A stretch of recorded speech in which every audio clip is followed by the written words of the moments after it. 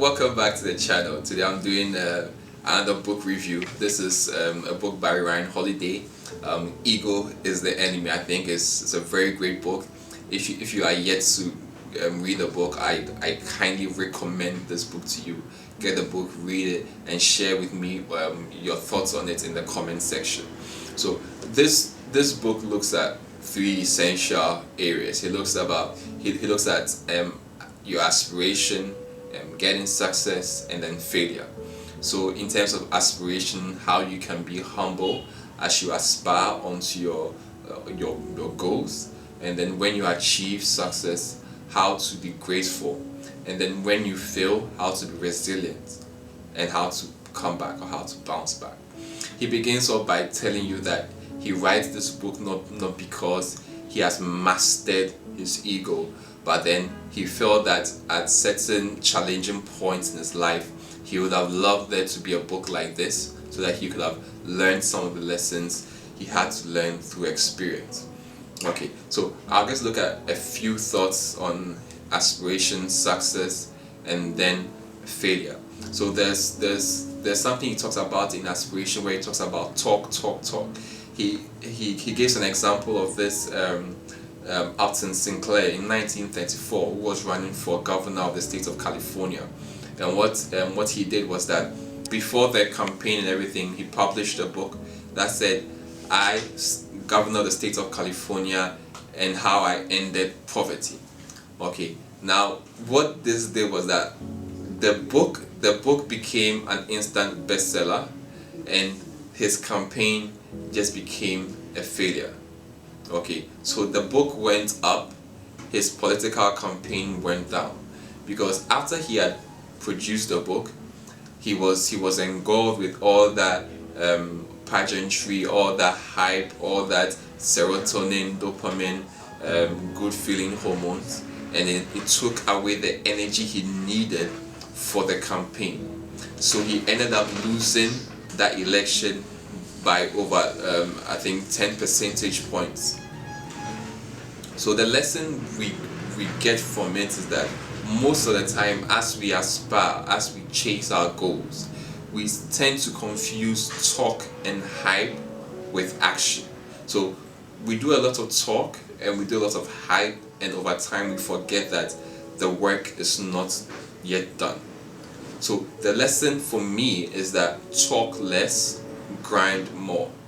Talk less, grind more. Let your grind do the talking for you. Like, talk maybe 1%, grind 99%.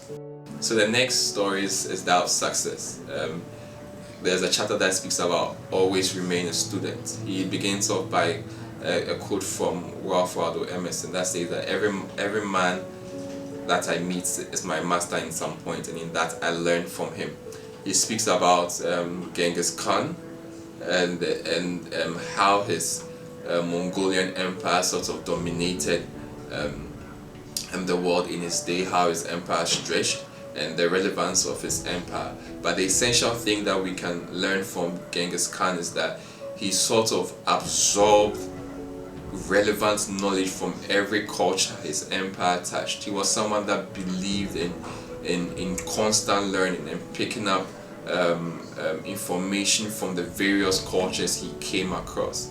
So one of the things that led to his success as an empire, as a kingdom, was that he incorporated relevant knowledge from all the cities, all the cultures, all the religions.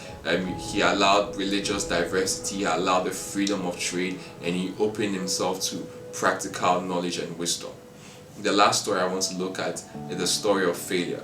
So he talks about a lifetime or dead time, something he learns from Robert Greene, and he uses the story of Malcolm Little, who later becomes Malcolm X, to sort of drive home the point.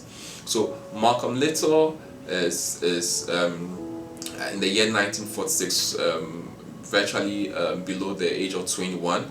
He is involved in a lot of crime, and he eventually gets arrested for trying to fence an expensive watch he had stolen, and the police, upon searching his apartment, find other jewelry and guns and other burglary tools. So he gets about 10 years in prison. So there's a young kid who has just received a 10-year sentence. What does he do? He'll probably be feeling that he's disappointed himself, disappointed his family, and etc. Does he go to jail to become worse, or does he go to jail to become better? So what happens is that he goes to jail and he decides to become better. He decides to use this moment to become a better person. So he throws himself into the library and he begins to read and read and read and read. He says that if he wasn't in his cell, then he would be in the library. He read so much that he needed glasses because he wore his eyes out. He over the time in prison read philosophy, read religion, read sociology, read everything that he could read. And by the time Malcolm Little had come out of prison, he had become Malcolm X. Now, most of us know of the things Malcolm X achieved, but most of us don't know that before Malcolm X, there was Malcolm Little. So the relevant point is, circumstances really do not make a man, they merely reveal who he is to him. Okay, because they present to him an opportunity to either become better or to become worse.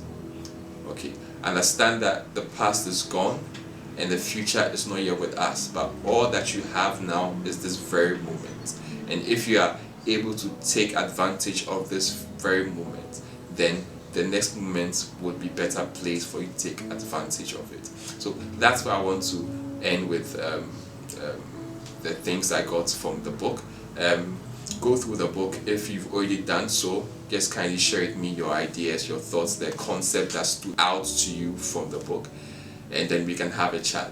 If you want me to do any like summary of any book, or like you have a book in mind that you want me to summarize and talk about, just kindly like drop it in the comment section. I'll have a look at it and I'll get back to you. Catch you another time. Holla.